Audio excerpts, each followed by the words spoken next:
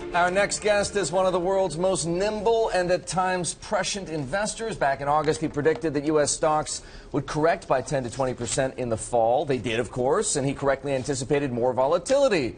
Does anybody remember October the 15th? He's Marc Faber, editor and publisher of the Gloom, Boom, and Doom Report, with us via Skype from Chiang Mai, Thailand. Marc, good morning to you. Betty mentioned what happened in Greece. Prime Minister Samaras losing what amounts to a confidence vote, forced to call early elections next year. Take a look at the world around us, Marc. Is this a buying opportunity with Greek stocks and European stocks selling off, or is this a sell signal?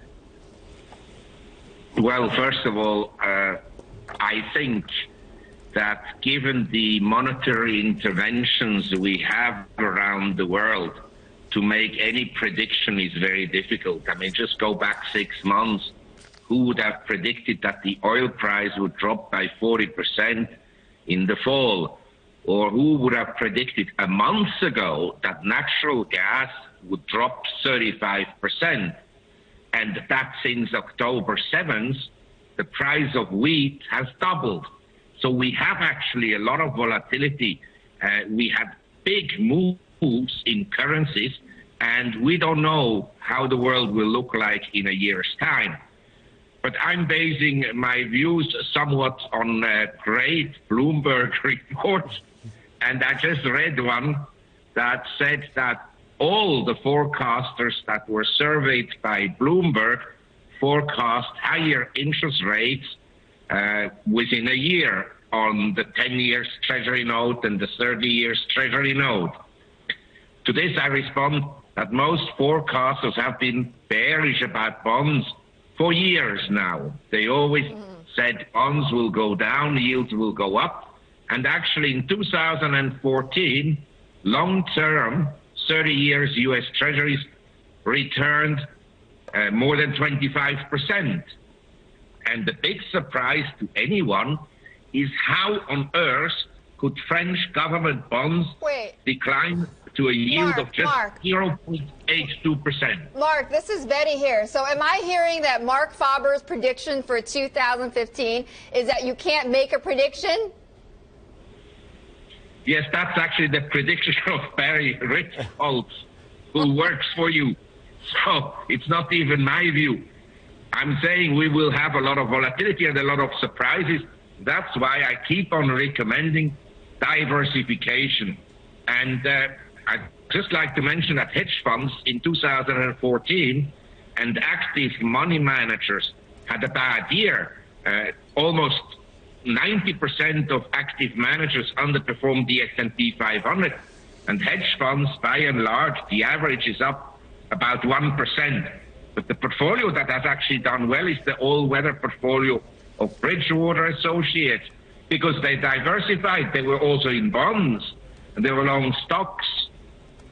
Marc, this is Brendan. One of the words that you rely on a lot in your reports is the word discipline. You use that Warren Buffett quote. You don't have to be smart, you have to be disciplined. You talk about that swing in the price of oil that nobody predicted. How did your discipline do, or did you lose your religion and make some trades when that started to happen? No, actually, I'm a believer in trading as little as possible. So my portfolio turnover annually is very, very low. I'm a very bad client for banks and brokers because there are no commissions that are coming from me. So I'm diversified. I still think that the sentiment about stocks in the U.S. is much too bullish, much too optimistic. And the sentiment about U.S. bonds, say, the 10 years U.S. Treasury note is now yielding slightly more than 2.2%. Now, let me ask you this. What would you rather own, given that all the forecasters are so optimistic about the U.S. dollar? So what would you rather own? U.S. government bonds yielding 2.2%, or, say, European French bonds yielding 0.88%, German bonds 0.56%, or on Friday, the Swiss 10-year bonds went to 0.22%. So what would you rather own? I think the treasury market is not such a bad alternative, given my view that the global economy is actually slowing down, and given the low yields that you have in Japan and in Europe. Marc, I'm fascinated. It's Eric here. I'm fascinated by a couple of points that you just made. The first being that you turn over your portfolio very rarely, and that, well, no, because many of the things that you have said to us over the last several years have been remarkably consistent, and that the performance of the markets has not been consistent, or it has not been consistent with your outlook. So if I were to rewind the clock back to 2008, 2009, and we were talking about QE1 and QE2, you likened the U.S. dollar under Ben Bernanke to a piece of toilet paper, and you have been no fan of quantitative easing since then. Now, if we stuck with that view, where would we be today with the S&P 500 trading north of 2,000 and 10-year yields, as you point out, at 220? Yes, the toilet paper state is still ahead of us for all paper currencies, not just the U.S. dollar. And what I have consistently said is that I prefer to invest in Asia and in emerging economies of Asia than, say, in the U.S. And as you know, some markets in Asia have performed substantially better than the U.S., particularly in 2014. A few months ago, I actually said and wrote that I was not optimistic about the Chinese economy, but that because of that, the stock market would go up. And Shanghai Stock Exchange Index this year is up 45%. India, which we also recommended a year ago, is up in dollar terms. I'm talking is up 25%. And even Thailand, despite of all its problems, is up 14%. Jakarta is up 18%. The Philippines 21%, and so forth. Pakistan is up 40%. So you can see there are the markets that have done better. And as I just explained, the treasury market has actually outperformed U.S. equities. Yeah. And then there's another thing I must mention about U.S. equities. As of early December, there were about as many stocks on the New York Stock Exchange that were down 10% as up 10%, and as many stocks that were down 40% as they were up 40%. So we have a huge diverging performance. If you were in biotech, you did very well. Interestingly enough, if you were in utilities, you did fantastically well. Right. And if you were in anything commodity related, you did poorly.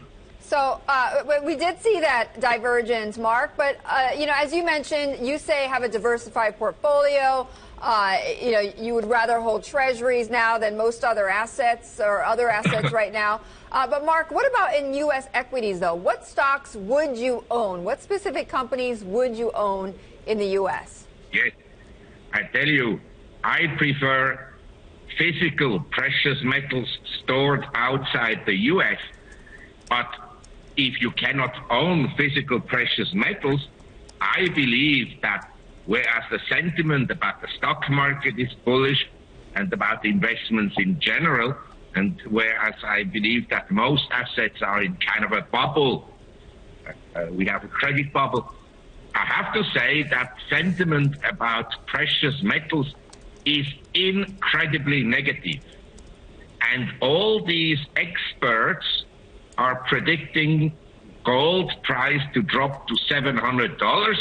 Well understood. These are experts that never owned a single ounce of gold in their lives. So they missed the five-fold increase since 1999.